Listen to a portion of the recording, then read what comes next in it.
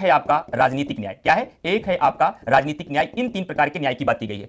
इसी न्याय के प्रकार को लेकर विचार भी पूछा जाता है। यह हमारी प्रस्तावना में जो तीन प्रकार के न्याय है, सामाजिक न्याय, आर्थिक न्याय और राजनीतिक न्याय, इसका विचार कहां से लिया गया? एक सवाल यह भी बनेगा, ये तीन प्रकार के न्याय का विचार कहां से लिया गया है? तो यह विचार फ्रेंड ध्यान रखिएगा, रूस की क्रांति से लिया गया है। इसको भी नोट करिएगा। क्या ये तीन प्रकार के जो न्याय लिए गए हैं वह रूस की क्रांति से लिए गए हैं? और कितने प्रकार के न्याय हैं? सामाजिक न्याय, आर्थिक न्याय और राजनीतिक न्याय। इसका मतलब है कि यहां दो तरीके के सवाल आप बन सकते हैं, विचार में कौन कौन सा सेगमेंट कहां से लिया गया है, और साथ ही साथ अगर न्याय तीन प्रकार के हैं तो स्वतंत्रता कितनी प्रकार की है, समता कितनी प्रकार से है, कितने प्रकार के बंधुत्व की भावना की बात किया गया। ये 6 सवाल और भी इसमें बन सकते हैं। तो फ्रेंड ध्यान रखिएगा, पहले विचार वाली बात देख लेते हैं। विचार में एक विचार ये भी पूछा जाएगा, ये प्रस्तावना का ही पूरा विचार कहां से लिया गया है? क्या ये प्रस्तावना का जो विचार है, ये प्रस्तावना का विचार कहां से लिया गया है? तो ये प्रस्तावना का जो विचार लिया गया है फ्रेंड्स, ये अमेरिका से लिया गया। कहां से? अमेरिका से लिया गया है। लेकिन सवाल उठता है, जो प्रस्तावना पर जिस भाषा का प्रभाव है, प्रस्तावना में जिस भाषा का प्रयोग किया गया, वो भाषा कहां से लिया गया है? ये ऑस्ट्रेलिया के संविधान से लिया गया। फ्रेंड्स कहां से? ये ऑस्ट्रेलिया के संविधान से लिया गया। ये भी आपके एग्जामिनेशन में पूछा जाता है। सवाल उठता है, इतना ही पूछा जाता है या स्रोत से कुछ और भी पूछे जाते हैं? स्रोत से एक सवाल और बनेगा। कौन सा सवाल बनेगा उसको भी मेंशन करता हूं। आपके एग्जामिनेशन में कई बार प्रस्तावना को लेकर छोटी परीक्षाओं से लेकर बड़ी परीक्षाओं तक सवाल पूछे गए हैं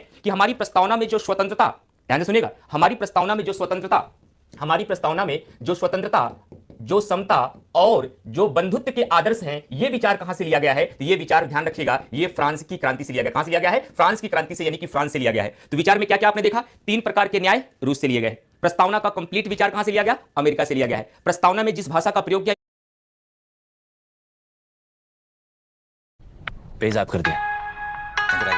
डायरेक्टर सर, स्टोरी बताओ। फुल एक्शन फिल्म है सर। है वो कहां से लिया गया है? ऑस्ट्रेलिया के संविधान से लिया गया है। और हमारी प्रस्तावना में जो स्वतंत्रता, समता और बंधुत्व के आदर्श हैं, ये विचार कहां से लिया गया है? फ्रांस से लिया गया है। क्या और भी कुछ सवाल बन सकते हैं? बिल्कुल बन सकते हैं। जैसे जैसे सर आपने बताया कि हमारी प्रस्तावना में तीन प्रकार के न्याय है, एक सामाजिक न्याय, एक आर्थिक न्याय, एक राजनीतिक न्याय। हमारे एग्जामिनेशन में क्वेश्चन खूब पूछा जाता है, कितने प्रकार की स्वतंत्रता की बात की गई है? 5 प्रकार की स्वतंत्रता है। कौन कौन सी, उसका नाम भी आपसे पूछा जाएगा। विचार, अभिव्यक्ति, विश्वास, धर्म और उपासना की स्वतंत्रता। बार बार आपको इसी में फंसाया जाएगा फ्रेंड्स। क्या? विचार, अभिव्यक्ति, विश्वास और धर्म की उपासना की स्वतंत्रता, यानी कि 3 प्रकार के न्याय, 5 प्रकार की स्वतंत्रता और 2 प्रकार की क्षमता की बात की गई। Point to be noted. 2 प्रकार की समता की बात की गई है। सवाल उठता है, कौन कौन सी समता? समता का मतलब वो समानता, इक्वलिटी, प्रतिष्ठा और अवसर की समता। किसकी? प्रतिष्ठा और अवसर की समता की बात की गई है। और इसके अलावा बंधुत्व की भावना की बात की गई है। कितना? बंधुत्व की भावना की बात की गई, जो हमारे देश की एकता और अखंडता के लिए जरूरी हो। और बंधुत्व कितने प्रकार की? बंधुत्व केवल एक प्रकार की बंधुत्व की भावना की बात की गई है, जो देश की एकता और अखंडता के लिए जरूरी हो। इसका मतलब है, सवाल क्या था कि भारतीय संविधान की प्रस्तावना में इसके सभी नागरिकों को कौन सा न्याय प्रदान करने की व्यवस्था किया गया है? तो इसका सीधा सा आंसर क्या हो जाएगा फ्रेंड्स? इसका सीधा सा आंसर हो जाएगा डी, यानी सामाजिक, आर्थिक और राजनीतिक न्याय। सवाल केवल एक हम लोगों ने किया, लेकिन यहां विचार से संबंधित जितने भी सवाल थे, क्या यहां पर आपके विचार से संबंधित जितने भी क्वेश्चन थे और ये प्रकार से संबंधित जितने भी क्वेश्चन थे, वो सब हमने क्लियर कर दिया। अब यहां से गलती नहीं होना चाहिए।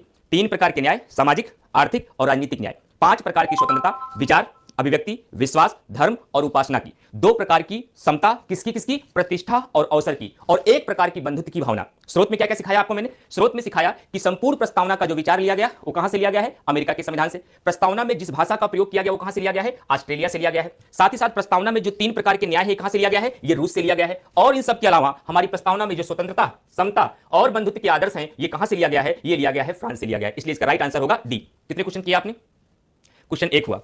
तैयार कितना हुआ आपका? कम से कम 10 क्वेश्चन तैयार हो गए। अगर आयोग यहां से 10 प्रकार का सवाल बनाएगा तो आपको यहां पर दिक्कत नहीं आने वाली है। इसी प्रकार से शुरू से लेकर अंतिम क्लास तक हम चलेंगे। बस शर्त है कि आप ईमानदारी के साथ काम करते रहिए, सभी लोगों तक क्लास को पहुंचाते रहिए। आगे बढ़ते हैं क्वेश्चन नंबर 2 की तरफ। एक ही सवाल आया था, बाकी सारे सवाल हमारे एक्सपेक्टेड क्वेश्चन होंगे, संभावित प्रश्न होंगे। समीक्षा अधिकारी में अब तक एक ही सवाल आया था। दूसरा सवाल आपके सामने, क्वेश्चन को पढ़िए और आंसर दीजिए जल्दी से। और कोशिश करिए कि हमारे ही द्वारा पढ़ने पर केवल मत सुनिए, खुद से भी क्वेश्चन पढ़ने का प्रयास करिए, ताकि पढ़ने की आदत बनी रहे और पढ़ते समय जो गलतियां होती हैं आपसे, उसका एहसास भी, आत्मूल्यांकन भी आपको होता रहे। जल्दी से कमेंट करके बताइए क्वेश्चन क्या है। 26 जनवरी, क्वेश्चन है आपका 26 जनवरी 1950 को भारत की वास्तविक संवैधानिक स्थिति क्या थी? यह प्रस्तावना आपके सामने लिखी गई है। अगर आपको यहां पर प्रस्तावना याद है तो बड़ी आसानी के साथ आंसर कर सकते हैं। बहुत सारे बच्चे इसका बी आंसर दे रहे हैं, लेकिन बहुत सारे बच्चे इसका डी आंसर दे रहे हैं। और डी आंसर जो दे रहे हैं वो पाप नहीं बल्कि महापाप हो गया। जितने भी बच्चों ने डी आंसर दिया उन्होंने तो बहुत बड़ा पाप कर दिया। डी आंसर तो भूल से भी नहीं होना चाहिए, क्योंकि आपने क्या कहा, मैंने सुबह करंट अफेयर की क्लास में बताया था कि क्वेश्चन को बारीकी से पढ़ने का प्रयास करिए। क्वेश्चन क्या कह रहा है पहले उसे समझिए। जब तक आप ये जान ही नहीं पाएंगे कि क्वेश्चन हमसे अपेक्षा क्या कर रहा है, तो सही उत्तर कहां से दे पाएंगे। क्वेश्चन है कि 26 जनवरी 1950 को भारत की वास्तविक संवैधानिक स्थिति क्या थी। अब यह बताइए 26 जनवरी 1950 को जब संविधान पूर्णतः लागू हो गया तो क्या प्रस्तावना में संशोधन हो चुका था? नहीं। प्रस्तावना में संशोधन कब हुआ? आपको पता है कि 42वां संविधान संशोधन के माध्यम से हुआ। कब हुआ? 42वां संविधान संशोधन के माध्यम से प्रस्तावना में संशोधन किया गया। और जब 42वां संविधान संशोधन प्रस्तावना में किया गया था तो क्या शब्द जोड़े गए थे? 3 शब्द जोड़े गए थे जो बार बार आपके एग्जामिनेशन में क्वेश्चन पूछा था। समाजवाद, और दूसरा शब्द क्या जोड़ा गया था? पंथ निरपेक्ष शब्द जोड़ा गया था, और तीसरा शब्द क्या जोड़ा गया था? अखंडता शब्द जोड़ा गया था। इसका मतलब ये तीनों शब्द कब आए? ध्यान से समझिए मेरे कहने का मतलब, ये तीनों शब्द कब आए? इसका मतलब है इन तीनों शब्द की उत्पत्ति हमारी प्रस्तावना में 1976 में हुआ।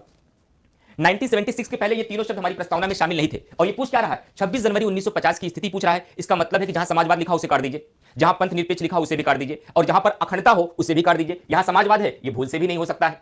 यहां पंथ निरपेक्ष है, ये भी नहीं हो सकता है। यह है एलिमिनेटिंग सिस्टम। क्वेश्चन विकल्प को काट के उत्तर लगाने की कला अगर आपकी आ गई ना, तो औरों से 5 क्वेश्चन आप बेहतर कर ही जाएंगे।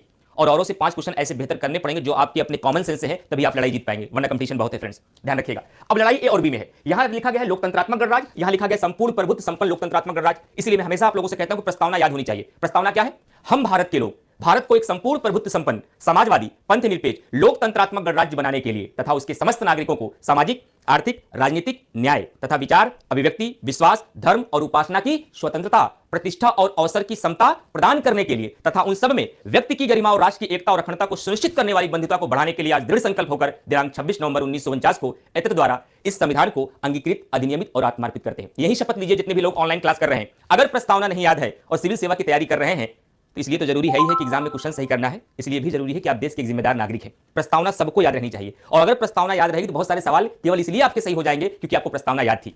और प्रस्तावना जब आपने पढ़ा, कैसे पढ़ा? हम भारत के लोग भारत को एक संपूर्ण प्रभुत्व संपन्न, समाजवाद बाद में आया, पंथ निरपेक्ष बाद में आया, लोकतंत्रात्मक गणराज्य, और यहां पर संपूर्ण प्रभुत्व संपन्न नहीं लिखा है। जबकि 26 नवंबर 1949 को जब भारतीय संविधान बनकर तैयार हुआ, जब उसमें प्रस्तावना को शामिल किया गया तो वहां संपूर्ण प्रभुत्व संपन्न शब्द शामिल था। इसलिए इसका राइट आंसर आपका क्या हो जाएगा? बी हो जाएगा। और अगर आप प्रीवियस ईयर के क्वेश्चन को आपने घटना चक्र में सॉल्व किया होगा और आपने देखा होगा, सर ऐसा कई बार सवाल आया है जब प्रस्तावना का क्रम पूछा है। अच्छा, क्रम के संबंध में एक बात और बता देते हैं आपको। कई बार संपूर्ण प्रभुत्व संपन्न के स्थान में सार्वभौमिक लिखा रहेगा। क्या लिखा रहेगा? सार्वभौमिक लिखा रहेगा। कंफ्यूज नहीं होना है। हमारी प्रस्तावना में वैसे शब्द प्रयोग है पंथ निरपेक्ष, कई बार सवाल में आयोग धर्म निरपेक्ष देके भी दे देगा, परेशान नहीं होना है।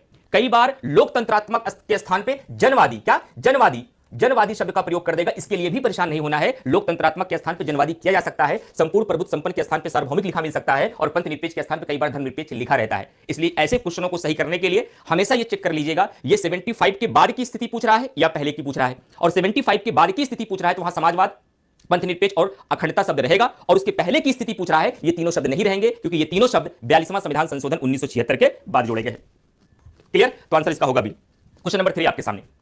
वैसे ये संभावित प्रश्न में मैंने शामिल किया है, लेकिन जानबूझकर मैंने इसको शामिल किया है। ये सवाल है यूपी पीसीएस 2018 का। अगर आप लोगों को याद होगा, कुछ अनुभवी बच्चे जरूर क्लास कर रहे होंगे, सीनियर बच्चे जरूर क्लास में होंगे, मुझे ये पता है। तो यूपी पीसीएस 2018 का ये सवाल है, आप लोगों ने एग्जाम दिया होगा बहुत सारे बच्चों ने। तो 2018 में ये सवाल पूछा गया था। कुछ समय तो बच्चों को लगा अच्छा क्वेश्चन पूछा पॉलिटी का, ऑप्शन दे दिया रीजनिंग का। बच्चों को लगने लगा कि सवाल पूछा गया पॉलिटी का, ऑप्शन दे दिया रीजनिंग का। नहीं, ये पॉलिटी का ही विकल्प है। क्वेश्चन क्या पूछा जाए समझिए कि भारत के संविधान की प्रस्तावना, क्या भारत के संविधान की प्रस्तावना में कितने प्रकार के न्याय, विचार, समानता और भातृत्व का उसी क्रम में उल्लेख किया गया है। जो व्याख्या मैंने पहले क्वेश्चन में की, उत्तर यहां मिल जाएगा। अभी थोड़ी देर पहले ही तो बताया कितने प्रकार की न्याय है? 3 प्रकार की। कितने प्रकार की स्वतंत्रता है? 5 प्रकार की। कितने प्रकार की समानता है? 2 प्रकार की। कितने प्रकार की भातृत्व की भावना है? 1 प्रकार की। न्याय कौन कौन सा है? मैं शॉर्ट में लिखूंगा, सामाजिक, आर्थिक और राजनीतिक, जो मैं पहले लिख चुका हूं। स्वतंत्रता कितनी है? 5 प्रकार की। कौन कौन सी? विचार, अभिव्यक्ति, विश्वास, धर्म और उपासना की। और समानता 2 प्रकार की। कितने? 2 प्रकार की। कौन कौन सी? प्रतिष्ठा और अवसर की समानता, और भातृत्व 1 प्रकार की। यही तो पूछा गया है। तो इसका सही विकल्प क्या होगा? 3, 5, 2, 1। और जितने लोगों ने ए आंसर लगाया है, इसका आंसर आपका सही होगा। क्लियर? आगे बढ़ते हैं अपने चौथे सवाल की तरफ। चौथा सवाल, निम्नलिखित शब्दों पर विचार करें। समाजवादी, प्रजातांत्रिक, सार्वभौमिक, धर्मनिरपेक्ष। देख लीजिए, मैंने आपको पहले बताया कि संपूर्ण प्रभुत्व संपन्न के स्थान पर सार्वभौमिक शब्द मिलेगा, तनाव नहीं लेना है। और पंथ निरपेक्ष के स्थान पर आपको धर्मनिरपेक्ष भी मिलेगा, तनाव नहीं लेना है। अब पहले यह समझिए कहना क्या चाह रहा है। सही शब्दों को विचारानुसार क्रम दीजिए, तो आपको क्वेश्चन देख के ही समझ में आ जाए, ओहो ये तो हमारी प्रस्तावना है। कब याद आएगा? जब प्रस्तावना याद रहेगी तब याद आएगा। साहब नहीं याद कैसे आएगा कि प्रस्तावना का सवाल है? क्योंकि जब प्रस्तावना याद होगी तुरंत आपके मन में चल जाएगा ये सारे शब्द तो हमने प्रस्तावना में पढ़ा। क्या पढ़ा है? हम भारत के लोग, क्या भारत को कैसा? संपूर्ण प्रभुत्व संपन्न, ये पहला शब्द संपूर्ण प्रभुत्व संपन्न। उसके बाद समाजवादी, उसके बाद पंथ निरपेक्ष, उसके बाद लोकतंत्रात्मक के स्थान पर प्रजातंत्रात्मक या जनवादी लिखा जाएगा। मैंने बताया था लोकतंत्रात्मक गणराज्य बनाने के लिए उसके बाद ये आएगा। इसका मतलब हमने क्रम लगा दिया, यही क्रम हमसे पूछ रहा है 1, 2, 3, 4। इसका मतलब 1 किस पे है? सी पर है। क्या है? सबसे पहले क्या आएगा? सबसे पहले आएगा सी। 2 किस पर है? ए है।